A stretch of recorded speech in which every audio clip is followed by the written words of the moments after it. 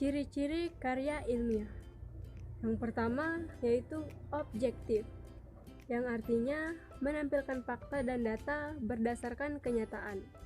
Yang kedua, netral, tidak bersifat mengajak, membujuk, atau mempengaruhi pembaca. Yang ketiga, sistematis, ditulis secara beraturan atau berurutan sehingga mudah dipahami oleh pembaca. Yang keempat yaitu logis, menggunakan bahasa yang mudah dimengerti dan sesuai dengan pokok permasalahan, serta menggunakan gaya bahasa yang formal. Yang selanjutnya yaitu karya ilmiah populer. Ciri-cirinya, yang pertama yaitu struktur. Struktur sajian yang sangat ketat, terdiri dari bagian awal, bagian inti, dan bagian penutup. Yang kedua, komponen dan substansi. Komponen karya yang bervariasi sesuai dengan jenisnya. Yang ketiga, sikap penulis. Sikap penulis adalah objektif yang disampaikan menggunakan gaya bahasa impersonal.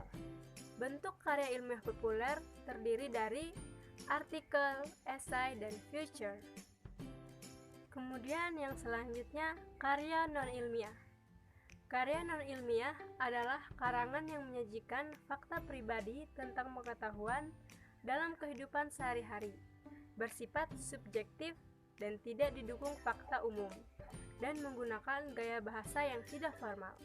Ciri-cirinya yaitu emotif, kemewahan dan cinta lebih menonjol, tidak sistematis, lebih mencari keuntungan dan sedikit informasi. Kemudian persuasi, fakta tanpa bukti mempengaruhi sikap cara berpikir pembaca. Kemudian yang ketiga yaitu deskriptif, pendapat pribadi sebagai imajinatif dan subjektif. Kemudian yang terakhir kritik tanpa dukungan bukti.